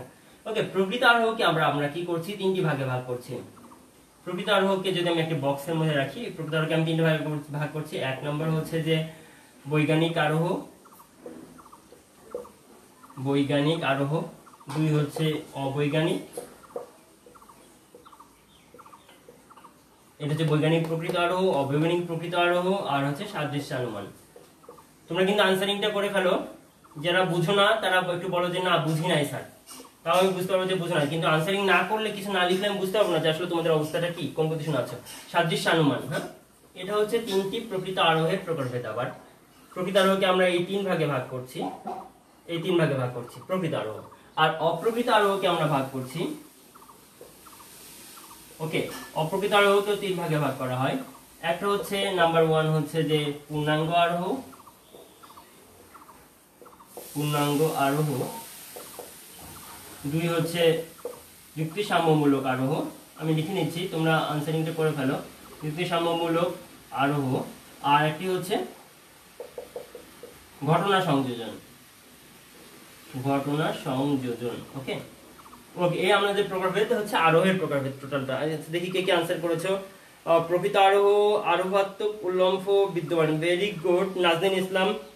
প্রকৃত আরোহে, আরোহেতে আরোহাত্মক লম্ফ বিদ্যমান, ভেরি গুড। আর কি লিখেছো, পিনাক দেবনাথ, আরোহমূলক লম্ফ, ও সবসময় আনসারিং করে খুব সুন্দর। আবু ইয়াকুব খান, আরোহমূলক লম্ফ বিদ্যমান, সেটাই প্রকৃত আরোহ, ভেরি গুড ভেরি গুড। ওকে, আনসারিং করতে পারছো, থ্যাংক ইউ। তন্নি দত্ত, প্রকৃত আরোহ, হ্যাঁ সকলেই সঠিক আনসার করেছো, আসলে থ্যাংক ইউ, তোমরা খেয়াল করেছো এবং তোমরা জানো বেশ সবাই ট্যালেন্টেড স্টুডেন্ট। আসলে আমি খুবই ভালো লাগে আমার যুক্তিবিদ্যা স্টুডেন্টরা, তোমরা যারা ট্যালেন্ট, তোমরা যারা একটু এফোর্ট দাও তারা কিন্তু সকলেই 90 মার্কস পায় যুক্তিবিদ্যাতে, আসলে তোমরাও পাবে। ওকে, যেটা যেটা বলছিলাম, সরি, যে আরোহ দুইটি প্রকারভেদ প্রথমত করা হলো কিসের ভিত্তিতে, আরোহমূলক লম্ফের ভিত্তিতে, আরোহমূলক লম্ফের ভিত্তিতে। যে সমস্ত অনুমানগুলিতে, যে সমস্ত আরোহ অনুমানগুলিতে আরোহমূলক লম্ফ বিদ্যমান, আরোহমূলক লম্ফ বিদ্যমান, সেগুলোকে আমরা বলবো আরোহমূলক লম্ফটা যাদের মধ্যে বিদ্যমান তাদেরকে বলবো প্রকৃত আরোহ, আর যাদের মধ্যে বিদ্যমান নেই, যাদের মধ্যে বিদ্যমান নেই তারা হচ্ছে অপ্রকৃত আরোহ, তাই না? তাহলে এই প্রকৃত আরোহের মধ্যে আমি একটি বান্ডেল পেলাম, একটি বক্স প্রকৃত আরোহ পেলাম, সেই এক বক্স প্রকৃত আরোহকে আমি আবার ভাগ করছি। কয়টি ভাগে ভাগ করছি? তিনটি ভাগে ভাগ করছি। এই বক্স থেকে তিন বক্সে একটিতে রয়েছে, বক্সের মধ্যে তিনটি ভাগ করলে একটি আমরা পাবো বৈজ্ঞানিক আরোহ, সেটা হচ্ছে আমরা কি সেটা পড়বো, একটা অবৈজ্ঞানিক, একটা সাদৃশ্যানুমান। দেখো আমরা অতি সংক্ষেপে কোনটি কি সেটা নিয়ে একটু আলোচনা করবো। বৈজ্ঞানিক আরোহ তোমাদের মনে আছে, বৈজ্ঞানিক আরোহের মূল যে ব্যাপার সেটি হচ্ছে যে এখানে দুইটি বিষয় থাকবে, একটা হচ্ছে প্রকৃতি নিয়মানুবর্তিতা নীতিও থাকবে, প্রকৃতির নিয়মানুবর্তিতা নীতি, নিয়ম, এটা আমি সংক্ষেপে লিখলাম নিয়মানুবর্তিতা নীতি, আর হচ্ছে যে যেটি বিষয় থাকে কার্যকারণ নিয়ম, অর্থাৎ বৈজ্ঞানিক আরোহের সংজ্ঞাটাই হচ্ছে কার্যকারণ থাকবে। যে যে প্রকৃতি আরোহের ক্ষেত্রে, অনুমানের ক্ষেত্রে প্রকৃতি নিয়মানুবর্তিতা নীতি এবং কার্যকারণ নিয়ম এই উভয় নিয়মের উপর ভিত্তি করে কোনো একটি সিদ্ধান্ত গ্রহণ করা হয়, সেটি হচ্ছে বৈজ্ঞানিক আরোহ। মানুষের কারণ মানুষের মনুষ্যদের মধ্যে প্রকৃতির নিয়মে আমরা দেখেছি সকল মানুষ মরে মরে মরে সবসময় মানুষ মরে যায়, এটা প্রকৃতির নিয়ম। আবার কার্যকর নিয়ম জানি যে যারা জীবন গ্রহণের সাথে, জীবনের অস্তিত্ব লাভ করার সাথে সেই জীবন নাশ হওয়ার একটি সম্পর্ক রয়েছে, অর্থাৎ যেখানে যারা জীবন গ্রহণ করে তাদেরই একটা জীবনের ধ্বংস আছে, সেটাকে আমরা মৃত্যু বলছি। তাহলে এটি একটি কার্যকরণ সম্পর্ক রয়েছে মানুষের জীবন গ্রহণের সাথে মৃত্যু। এই মানুষের মননশীলতার ধারণা হচ্ছে কি বৈজ্ঞানিক আরোহের উদাহরণ। তাহলে বৈজ্ঞানিক আরোহ তোমরা বুঝতে পারলাম, মূল যে বিষয় সেটা হচ্ছে প্রকৃতি নিয়মানুবর্তিতা নীতি থাকবে প্লাস কার্যকরণ নিয়ম থাকবে, যার ফলে বৈজ্ঞানিক আরোহের সিদ্ধান্ত সুনিশ্চিত। বৈজ্ঞানিক আরোহের সিদ্ধান্ত কেমন? সুনিশ্চিত। এরপর আসছে অবৈজ্ঞানিক আরোহ। দেখো অবৈজ্ঞানিক আরোহের ক্ষেত্রে যে মূল বিষয় সেটি হচ্ছে এর সাথে পার্থক্য যেটি, শুধুমাত্র প্রকৃতি নিয়মানুবর্তিতা নীতি, প্রকৃতির নিয়মানুবর্তিতা নীতি থাকে, শুধুমাত্র প্রকৃতি নিয়মানুবর্তিতা, এখানে কোনো কার্যকরণ নিয়ম থাকে না। কি থাকে না? অবৈজ্ঞানিক আরোহে কোনো অবৈজ্ঞানিক আরোহের ক্ষেত্রে কোনো প্রকৃতির নিয়মানুবর্তিতা নীতি বাদে কোনো কার্যকর নিয়মের উপস্থিতি থাকে না। যেমন মনে করো যে কাকের কালো হওয়ার উদাহরণটা খুব কমন উদাহরণ, তাই না? যে সকল কাক যে কালো আমরা জানি, এটাই আমরা কিন্তু শুধুমাত্র কাক দেখেছি কালো, কাক দেখেছি কালো, যখনই দেখেছি কালো, যার কাছে শুনেছি সে বলেছে কালো, সবসময় বলেছে কালো, তাহলে কাক হয় কালো, সকল কাক হয় কালো। এই যে ধারণাটি, সেটা একটি অবৈজ্ঞানিক আরোহের উদাহরণ হলো, কারণ এখানে আমরা কাক পাখি হওয়ার সাথে কালো রং হওয়ার মধ্যে কোনো কার্যকারণ সম্পর্ক খুঁজে পাইনি। তাই এক্ষেত্রে যেহেতু কোনো কার্যকারণ সম্পর্ক আমরা খুঁজে পাইনি, তাই এটি হচ্ছে একটি অবৈজ্ঞানিক আরোহ। এরপর আসছে সাদৃশ্যানুমান। সাদৃশ্যানুমান তোমরা জানো, শব্দটি শুনে বুঝতে পারছো, সাদৃশ্যের ভিত্তিতে যে অনুমান, অর্থাৎ দুইটি বিষয়ের মধ্যে দুইটি ঘটনা বা দুইটি বিষয় বা দুইটি বস্তু, দুইটি ঘটনা দুইটি বিষয় বা বস্তুর মধ্যে যখন একাধিক বিষয়ে সাদৃশ্য থাকে, সাপোজ মনে করো এই এটাও এমন, এটা এমন, এটা এমন জিনিস আছে, এমন আছে, এমন আছে, এটারও এমন এমন, এমন আছে, এমন আছে, এমন আছে। এখন ফাইনালি এর মনে করো যে একটা এমন একটা আয়তক্ষেত্রের একটা চিহ্ন আছে। মনে করো আমরা পাতা যখন মাইক্রোস্কোপে দেখি তখন দেখি না কত সুন্দর সুন্দর গঠন রয়েছে, এভাবে যখন দেখি মনে করো এমন একটি গঠন রয়েছে, সাপোজ এমন একটি গঠন রয়েছে। মনে করো সার্স ভাইরাস, মার্স ভাইরাস, এই যে ভাইরাসগুলো ছিল তার সাথে কোভিড-19 ভাইরাসের অনেকগুলো বিষয় মনে করো মিল রয়েছে, একই প্রজাতির বলা হচ্ছে, তাই না? অনেকগুলো বিষয় মিল রয়েছে। তাহলে এই বিষয়ে যদি একটা বিষয়ে নতুন করে একটা ভাব পাওয়া গেল যে করোনা ভাইরাসে যে এই ভাইরাসে এই বিষয়টি রয়েছে, তাহলে অন্যান্য ভাইরাসেও এটি থাকতেই পারে, অন্যান্য ভাইরাসে এটি থাকতে পারে। বা মনে করো ঔষধ আবিষ্কারের সময় মনে করো যে সার্স ভাইরাস, মার্স ভাইরাস, ওইগুলো থেকে যে শ্রেষ্ঠ ঔষধগুলো ছিল, H1N1 ভাইরাস, তাদের জন্য যে ওষুধগুলো প্রয়োগ করা হয়েছিল, দেখা যাচ্ছে করোনা ভাইরাসের ক্ষেত্রে ওষুধ আবিষ্কারের ক্ষেত্রে আমরা মানে বিজ্ঞানীরা ভাবে নিতেই পারে যে তাহলে এই ধরনের সমপ্রজাতি, একেবারে এক্স্যাক্টলি সেম ঔষধ না, বা সমপ্রজাতির ঔষধ হয়তো বা প্রয়োগ করা যেতে পারে। এই যে ধারণা করার যে পদ্ধতি, এই যে সাদৃশ্যের ভিত্তিতে ধারণা করার যে পদ্ধতি, সেটা হচ্ছে সাদৃশ্য অনুমান। আমরা মঙ্গল গ্রহের উদাহরণ জানি, পৃথিবী এবং মঙ্গল গ্রহের মধ্যে বেশ কিছু বিষয় সাদৃশ্য রয়েছে। পৃথিবীতে যেমন রয়েছে যে পৃথিবী গোলাকার, পৃথিবী একটি গ্রহ, সূর্যকেন্দ্রিক গ্রহ, তেমনি মঙ্গল গ্রহ হচ্ছে সৌরকেন্দ্রিক গ্রহ। পৃথিবীতে মাটির অস্তিত্ব, বালি মাটির অস্তিত্ব রয়েছে, মঙ্গল গ্রহে বালির অস্তিত্ব রয়েছে। পৃথিবীতে দেখা যাচ্ছে পাহাড় রয়েছে, ওখানেও পাহাড় রয়েছে। পৃথিবীতে বায়ুমণ্ডল রয়েছে, মঙ্গল গ্রহে একটি বায়ুমণ্ডল রয়েছে। এভাবে বেশ কিছু বৈশিষ্ট্য মিলে রেখে বলা হলো পৃথিবীতে যেহেতু প্রাণের অস্তিত্ব রয়েছে, পৃথিবীতে যেহেতু প্রাণ রয়েছে, দ্যাট মিনস এই পশু পাখি প্রাণ, উদ্ভিদ, আমরা প্রাণী, প্রাণ রয়েছে, তেমনি তাহলে আশা করা যায় মঙ্গল গ্রহেও প্রাণের অস্তিত্ব রয়েছে। এই ধারণার উপর ভিত্তি করেই না সকলেই মঙ্গল গ্রহে অভিযান চালাচ্ছে, যে কোনো কিছু যদি আমরা পাই, যদি আমরা প্রাণের অস্তিত্ব খুঁজে পাই, পেতেই পারি। এই যে ধারণার ভিত্তিতে মঙ্গল গ্রহে অভিযান চালানো হচ্ছে, সেটা হচ্ছে সাদৃশ্যানুমানের ভিত্তিতে। সাদৃশ্যানুমানের ভিত্তিতে যখন একাধিক বিষয়ে সাদৃশ্য রয়েছে দুইটি বিষয়ের মধ্যে, তাহলে আমরা ধারণা করতে পারি পৃথিবীতে যেহেতু প্রাণ রয়েছে, তাই অন্যান্য বিষয়টির মধ্যে বা অন্যান্য ওই যে বস্তুটির মধ্যেও সেই বৈশিষ্ট্যটির উপস্থিতি থাকতেই পারে। এই যে ধারণাটি, সেটি হচ্ছে সাদৃশ্যানুমান। ওকে, তাহলে আমরা তিনটি প্রকৃত আরোহে দেখলাম। তো এই তিনটিকে আমরা প্রকৃত আরোহ কেন বলছি? আমরা সবগুলোতেই দেখতে পাচ্ছি যে আসলে লাভ দিচ্ছি, সবগুলোতে আরোহমূলক লম্ফ রয়েছে। দেখো বৈজ্ঞানিক আরোহে আমি যখন বলছি যে ধাতুর বিদ্যুৎ পরিবাহিতার কথা বলছি, তখন সেখানে আমি একটা লাভ দিচ্ছি, 5-10টি ধাতু থেকে আমি অনেকগুলো ধাতুর ক্ষেত্রে লাভ দিচ্ছি। মননশীলতার কথা 5-10টি মানুষ, 5 কোটি মানুষ থেকে আমি লক্ষ কোটি মানুষের ক্ষেত্রে মননশীলতার কথা বলছি। অবৈজ্ঞানিক আরোহের ক্ষেত্রে কয়েকটি কাক দেখেছি, 100টি, 200টি, 1 লাখ কাক দেখেছি, বাট আমি লক্ষ কোটি কাকের দিকে আমি বলছি তারা হচ্ছে যে কালো, এটা একটি আমি লাভ দিচ্ছি। আবার সাদৃশ্যানুমানের ক্ষেত্রেও তুমি একটা বিষয়টি খেয়াল করো, আমি কি পৃথিবী বিজ্ঞানীরা কি পৃথিবী এবং মঙ্গল গ্রহের সকল বৈশিষ্ট্য কি জেনেছে? জানেনি। তারা কি করেছে? 10টি, 15টি, 20টি কিংবা 100টি বৈশিষ্ট্যের মিল খুঁজে পেয়েছে। পাওয়ার পরে বলছে 101 নম্বর একটি বৈশিষ্ট্য পৃথিবীতে রয়েছে, সেই 101 নম্বর বৈশিষ্ট্যটি তাহলে মঙ্গল গ্রহেও থাকবে। দ্যাট মিনস লক্ষ লক্ষ কোটি বৈশিষ্ট্য রয়েছে দুইটি গ্রহের মধ্যে, অনেক অনেক বৈশিষ্ট্য রয়েছে। সবগুলো বৈশিষ্ট্য নিয়ে তো আলোচনা হচ্ছে না, কিছু বৈশিষ্ট্য থেকে আরেকটি বৈশিষ্ট্যের লাভ দেওয়া হচ্ছে, এই যে মাঝখানে গ্যাপ রয়েছে। তাই এই তিনটি হচ্ছে আরোহমূলক লম্ফ বিদ্যমান রয়েছে, এবং এই তিনটিকে তাই আমরা প্রকৃত আরোহের বক্সের মধ্যে ঢুকিয়েছি। ওকে, তাহলে প্রকৃত আরোহের অংশটি আমরা বুঝতে পেরেছি আশা করি। দেখি এই পর্যন্ত কে বুঝতে পেরেছো? ক্লাস কি অফ হয়ে গিয়েছে? আমি কি একটু চেক করে নিতে পারি? ক্লাস তো চলছে। ওকে, তাহলে আমরা যেটা বলছিলাম যে আমরা অপ্রকৃত আরোহেতে আসি। আমি একটু চেক করে আসি ক্লাসটি আসলে ঠিকমতো চলছে কিনা। তোমরা একটু লাইনে থাকো। আমার মনে ক্লাস চলছে, কোনো সমস্যা হয়নি, সাময়িক হয়তো বা নেটের কারণে সমস্যা হচ্ছে। তা যেটা বলছিলাম যে অপ্রকৃত আরোহের কথা বলছিলাম। দেখো অপ্রকৃত আরোহ তাহলে কোনগুলি? যেগুলো হচ্ছে যে আরোহমূলক লম্ফ বিদ্যমান নয়, নেই যেগুলোতে। তাহলে এগুলো হচ্ছে এই তিনটিতে হচ্ছে আরোহমূলক লম্ফন। পূর্ণাঙ্গ আরোহ ফার্স্টে, সরি বানানটা ভুল হয়েছে, পূর্ণাঙ্গ আরোহ। দেখো পূর্ণাঙ্গ আরোহের তোমরা শব্দটা শুনে বুঝতে পারছো পূর্ণাঙ্গ আরোহের আরেকটি নাম হচ্ছে পূর্ণ, আমি এই অংশটা মুছে দিচ্ছি। দেখো পূর্ণাঙ্গ আরোহের আরেকটি নাম হচ্ছে পূর্ণ গণনামূলক আরোহ। পূর্ণ গণনামূলক আরোহ যখন কোনো একটি ঘটনা বা বিষয়ের ক্ষেত্রে সবগুলি দৃষ্টান্ত কোনো একটি শ্রেণীর সবগুলো, কোনো একটি শ্রেণীর সকল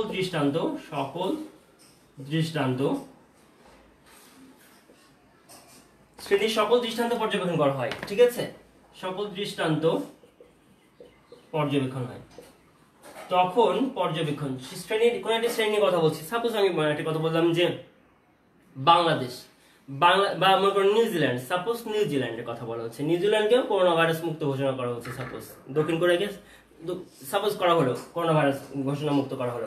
তাহলে এই যে করোনা ভাইরাস মুক্ত করে ঘোষণা করতে হলে তুমি যদি এখন এমন করা হয় যে সাপোজ নিউজিল্যান্ডে যদি মনে করো যে 1 কোটি মানুষ থাকে, 1 কোটি মানুষের প্রত্যেককে টেস্ট করে দেখা হয়েছে যে কারো শরীরে কোভিড-19 ভাইরাসের উপস্থিতি নেই। এখন কি তোমরা বুঝতে পারছো, ক্লাস করতে দেখতে পাচ্ছ কিনা আমাকে একটু কমেন্ট বক্সে জানাও প্লিজ, যে তোমরা আসলে ক্লাসটা এখন আমার বোঝা যাচ্ছে কিনা একটু আমাকে বলো। একজন বলেছে যে অফ হয়ে গিয়েছে, উত্তম পাল। প্লিজ তোমরা যারা স্টুডেন্ট আছো তারা একটু বলো যে ক্লাসটি পরের অংশটি দেখতে পাচ্ছ কিনা, অপ্রকৃত আরোহ যে অংশটা আলোচনা করছে। ওকে, দেখো আমি যেটা বলছিলাম যে অপ্রকৃত আরোহ যে তিনটি রয়েছে তার একটি হচ্ছে পূর্ণাঙ্গ আরোহ। পূর্ণাঙ্গ আরোহকে বলা হচ্ছে পূর্ণ গণনামূলক আরোহ, অর্থাৎ যে ক্ষেত্রে এই যে শ্রেণী নিয়ে কথা বলা হচ্ছে, যেমন নিউজিল্যান্ডের মানুষ নিয়ে কথা বলা হচ্ছে, নিউজিল্যান্ডের সকল মানুষ। তাহলে নিউজিল্যান্ডের সকল মানুষকে নিয়ে যখন কথা বলছি, তাহলে নিউজিল্যান্ডের সকল মানুষকে যখন আমি টেস্ট করে দেখবো, সকলের করোনা ভাইরাসটা টেস্ট করবো কোভিড-19 ভাইরাসের উপস্থিতি আছে কিনা, তখন টেস্ট করে দেখলে সবগুলো নেগেটিভ, কারো ভিতরে কোভিড-19 ভাইরাস নাই। তাহলে সেই সবগুলো পূর্ণাঙ্গভাবে আমি যখন গণনা করে আমি সিদ্ধান্ত নিলাম যে নিউজিল্যান্ড কোভিড-19 ভাইরাস মুক্ত, নিউজিল্যান্ডের মানুষ সকল মানুষ করোনা ভাইরাস মুক্ত হয়, করোনা ভাইরাস মুক্ত, তাহলে এই নিউজিল্যান্ডের সকল মানুষ হয় করোনা ভাইরাস মুক্ত, এই যে আমি সিদ্ধান্তে পৌঁছালাম, এটা একটি অনুমান করেছি আমি, এটাকেও এক প্রকার অনুমান বলছি। আমি কিন্তু বলছি না নিউজিল্যান্ডের 1 কোটি মানুষের নাম ধরে ধরে বলছি না যে এই স্টিফেন কিংবা এই বাকিং কি এর কি লর্ড কি এই নামগুলো আমি বলছি না, যে গ্রাইম স্মিথ এই নামগুলো বলছি না, যে এই নামগুলো এই সকলেই হচ্ছে করোনা ভাইরাস মুক্ত। আমি কি করছি, সকলকে বিশেষভাবে টেস্ট করে, এক একজনকে পার্সোনালি ইন্ডিভিজুয়ালি টেস্ট করে আমি বলছি সকল মানুষ হয় করোনা ভাইরাস মুক্ত। এটি হচ্ছে একটি আরোহ অনুমান করেছে আমি, যেমন বিশেষ থেকে সার্বিক এসেছি, বাট এটা হচ্ছে পূর্ণাঙ্গ আরোহ, কারণ আমি সবগুলো দৃষ্টান্ত পর্যবেক্ষণ করেছি, তাই এটিকে হচ্ছে পূর্ণাঙ্গ আরোহ। এবং এখানে কোনো লম্ফ দিইনি, কোনো লাভ দিইনি। আমি 100 জনকে টেস্ট করে আমি 1000 জনের উপর বলিনি, আমি সকলকে টেস্ট করেছি। যদিও আমি জানি না নিউজিল্যান্ডে আসলে কি করেছে, সকলকে টেস্ট করেছে কিনা জানি না। আমি জাস্ট একটা উদাহরণ দিচ্ছি আমার পূর্ণাঙ্গ আরোহের জন্য, যে তুমি একটা ছোট শহরকে তুমি যদি করোনা ভাইরাস মুক্ত করতে চাও, সাপোজ সেই শহরে মনে করো 1 লাখ মানুষ রয়েছে, 1 লাখ মানুষকেই তুমি হচ্ছে যে টেস্ট করেছো, তাহলে সেটি হবে একটি পূর্ণাঙ্গ আরোহ। বুঝতে পেরেছো আশা করি? Okay, clear? Okay Sadia principal, thank you. তোমরা বুঝতে পারছো, আমি মাঝে একটু কনফিউজড হয়ে গিয়েছিলাম ক্লাসটি হচ্ছে কিনা ঠিক মতো। ওকে দেখো, এরপরে যেটি হচ্ছে ওকে 54 বেজে গেছে, আমি ক্লাসটা শেষ করে দিব। এরপর হচ্ছে যুক্তি সাম্যমূলক আরোহ এবং ঘটনা সংযোজন। যুক্তি সাম্যমূলক আরোহ হচ্ছে যে কোনো একটি যুক্তির ভিত্তিতে যখন আমরা কোনো একটি বিষয় সিদ্ধান্ত গ্রহণ করি, সেই সিদ্ধান্তটিকে আমরা ওই শ্রেণীর সকল উদাহরণের ক্ষেত্রে, সকল দৃষ্টান্তের ক্ষেত্রে প্রয়োগ করতে পারার যে সক্ষমতা আমরা লাভ করি, সেটি হচ্ছে যুক্তি সাম্যমূলক আরোহ। যেমন মনে করো যে এটি জ্যামিতিক আরোহ বলা হয়, কারণ হচ্ছে যে জ্যামিতির ক্ষেত্রে এই ধারণাটি সবচেয়ে বেশি প্রয়োগ করা হয়। যেমন ত্রিভুজের 3 কোণের সমষ্টি 180 ডিগ্রি, ত্রিভুজের 3 কোণের সমষ্টি আসে 80 ডিগ্রি, কিংবা একটি ত্রিভুজের সমকোণী ত্রিভুজের অতিভুজের উপর অঙ্কিত বর্গক্ষেত্রের ক্ষেত্রফল অপর দুই বাহুর উপর অঙ্কিত বর্গক্ষেত্রের ক্ষেত্রফলের সমান। যে কোনো একটি যদি সমকোণী ভূমি পাও, তুমি মনে করো তোমার বাবার একটা জমি রয়েছে, সেটা হচ্ছে সমকোণী, তুমি বললে বাবা এদিকে যদি আমি যে স্কয়ার জমিটা রয়েছে এই দুইটা যোগফলের সমান, তোমার বাবা বলে তুই কি করে বুঝলি, না মেপে কিভাবে বুঝলি? তুমি বললে আমি জানি। কারণ তুমি বইয়ের একটি খাতায়, এতটুকু একটি খাতায় তুমি শিখেছো সেটা একটা বড় জমিতে তুমি 5 বিঘা জমির উপরে সেটি প্রয়োগ করে দিলা। তাহলে এই যে জ্ঞানটি তুমি নিঃসন্দেহে প্রয়োগ করলা এখানে, এটি হচ্ছে এইখান থেকে তুমি একটি যুক্তি সাম্যমূলক আরোহ করলে, এই যুক্তির ভিত্তিতে তুমি একটি সমতা প্রয়োগ করে একটি আরোহ অনুমান করলা। এটি হচ্ছে যুক্তি সাম্যমূলক আরোহের উদাহরণ। এরপর হচ্ছে ঘটনা সংযোজন। ঘটনা সংযোজন হচ্ছে কোনো একটি ঘটনার পারিপার্শ্বিক অবস্থাগুলি সবগুলি পর্যবেক্ষণ করে সমস্ত ঘটনাটিকে একটা সাধারণ ধারণার মাধ্যমে প্রকাশ করা। সাপোজ মনে করো তুমি একটা ইউনিভার্সিটিতে গিয়েছো বেড়াতে, ভার্সিটিতে গিয়ে তুমি দেখছো যে এই একটা ডিপার্টমেন্ট, একটা বিল্ডিং, ওইখানে একটা বিল্ডিং, মনে করো যে 600 একর জমির উপরে একটা ভার্সিটি, তাই না? এত বড় ভার্সিটি, তুমি একটা ডিপার্টমেন্ট দেখলা, এই হল দেখলা, ওই হল দেখলা, বা তোমার গ্রাম থেকে কোনো একটা চাচা গিয়েছে, তিনি একটু পড়াশোনা জানে না বা খুব বেশি বাইরে শহরে জানে, তাহলে গিয়ে বললো আচ্ছা সবই তো বুঝলাম, তোর ভার্সিটিটা কোথায়? মানে সে সব দেখেছে, তোমার হল দেখেছে, ডিপার্টমেন্ট দেখেছে, বলছে তাহলে তোর ভার্সিটিটা কোথায়? যেমন স্কুল দেখে অভ্যাস, স্কুল এইটা একটা বিল্ডিং, এই ভার্সিটিটা বললো এই ভার্সিটি কোথায় বলতো তোর আসলে? আর তুমি তখন হেসে বললো যে চাচা তুমি যে এই সবগুলো দেখলা, দেখুন এই ডিপার্টমেন্ট, ওই দেখলা, এই বিল্ডিং, এই হোস্টেল দেখলা, হল দেখলা, সব মিলায় হচ্ছে এটা হচ্ছে মনে করো জাহাঙ্গীরনগর ইউনিভার্সিটি, ঢাকা ইউনিভার্সিটি। তাহলে এই যে সমগ্র ধারণাকে একটি জাহাঙ্গীরনগর ইউনিভার্সিটি কিংবা ঢাকা ইউনিভার্সিটির নাম দ্বারা প্রকাশ করলা, তুমি এই যে ধারণাটি প্রকাশ করলা, এটাই হচ্ছে ঘটনাকে সংযোজিত করা, এবং এটার নাম হচ্ছে, এটা একটা প্রকার হচ্ছে যে অপ্রকৃত আরোহ, যার নাম হচ্ছে ঘটনা সংযোজন। এই হচ্ছে অপ্রকৃত এবং প্রকৃত আরোহ এবং মোট আরোহের প্রকার হচ্ছিল। ডিয়ার স্টুডেন্টস, আশা করি বুঝতে পেরেছো আমার ক্লাস। আর তোমরা একটু রিভাইজ দিয়ে নিবে, আগের অধ্যায়টা আশা করি রিভিশন দিয়েছো, এবং এই অধ্যায়টা রিভিশন দিবে। আগের অধ্যায় যারা ক্লাস করতে পারি তারা আমার আগের লেকচারগুলো তোমরা চ্যানেলে দেখে নিতে পারো, দেখে তোমরা আগের অধ্যায়টা ভালোভাবে পড়ে নিবে এবং এই লেকচারটি দেখে নিবে, তোমরা তোমাদের ফ্রেন্ডের সাথে শেয়ার করবে। আগামীকাল মঙ্গলবারে আবারও 12টার সময় দেখা হবে, 12টা থেকে 12:50 পর্যন্ত ক্লাস আছে তোমাদের সাথে যুক্তিবিদ্যার। আমরা পরে আগামী দিন আরোহের ভিত্তি নিয়ে আলোচনা করব, খুব ইম্পর্টেন্ট টপিক। আশা করি সে পর্যন্ত তোমরা ভালো থাকবে, আমার জন্য দোয়া করবে। খোদা হাফেজ।